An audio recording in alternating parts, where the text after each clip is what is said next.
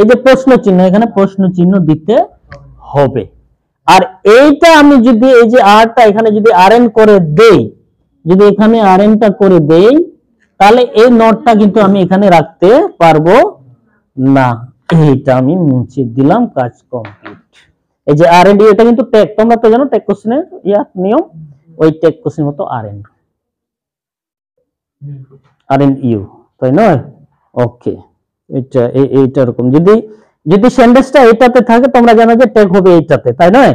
আর যদি সেন্টেন্সটা নোটটা কোথায় এটাতে থাকে তাহলে কিন্তু এটা হবে না, আর ইউ হবে। তাই না? নেগেটিভ হলে অ্যাফার্মেটিভ ট্যাগ, আর অ্যাফার্মেটিভ হলে negative. Okay okay, is it clear নাও?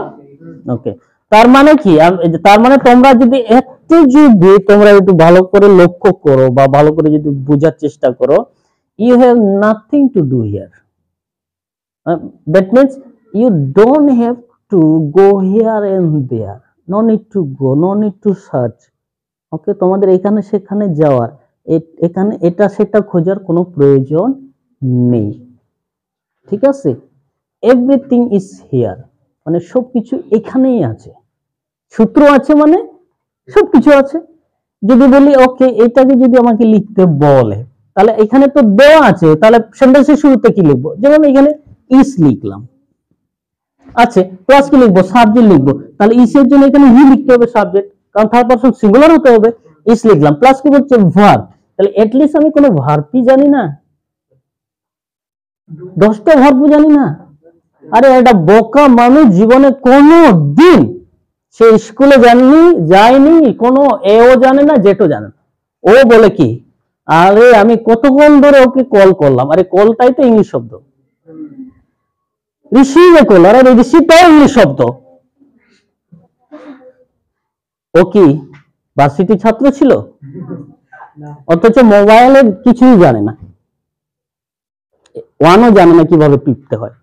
ও বলতেছে কল করলাম কতক্ষণ ধরে, আমার ফোনটা রিসিভে করলো না। আরে রিসিভটা ইংলিশ শব্দ, কলটাও ইংলিশ শব্দ। কত হিস বিটিং করতেছে ওইখানে আমার সাথে, আরে হিস বিটিংটাও ইংলিশ শব্দ, তাই নয়? তার মানে ও যদি জানে আমরা কেন জানবো না? তাই না? আমরা তো রানিং স্টুডেন্ট, এটলিস্ট 10টা শব্দ জানি না ভার্বের, তাহলে অবশ্যই আমরা জানি। তাহলে এখানে ভার্ব, যেন কোনো verb it, play, right, read or go, do, at least এগুলা তো জানি। সি, এগুলা তো জানি। যদি বলি ওকে রাইটটা, যদি বলি ওকে রাইট, তাহলে রাইটের সাথে কি করতে হবে? আইজি যুক্ত হবে, তাহলে রাইটিং। Is he writing? ও লিখতেছে, কি লিখতেছে রে? ও লেটার, ও মানে ওর বন্ধুকে লিখতেছে, তাহলে রাইটিং এ লেটার। এই যে তারপরে শেষে এই যে চিহ্ন, আমি কি বাইরের থেকে এখানে বেশি কিছু করেছি? বাইরের থেকে কিন্তু আমি বেশি কিছু করিনি, কিন্তু এই লেখার জন্য অনেকে কি করতেছে? উপরে তাকাচ্ছে, ওই দিকে তাকাচ্ছে, ওই দিকে তাকাচ্ছে। আরে you don't have to go to Singapore, আর সিঙ্গাপুরে যাওয়ার দরকার নেই তো এই সেন্টেন্সটা কি উত্তর করার জন্য। এভরিথিং ইজ হিয়ার, সবকিছু এইখানে। জাস্ট থিঙ্ক এন্ড রাইট, চিন্তা করে এবং লিখো, তাই নয়? ওকে, এটা হলো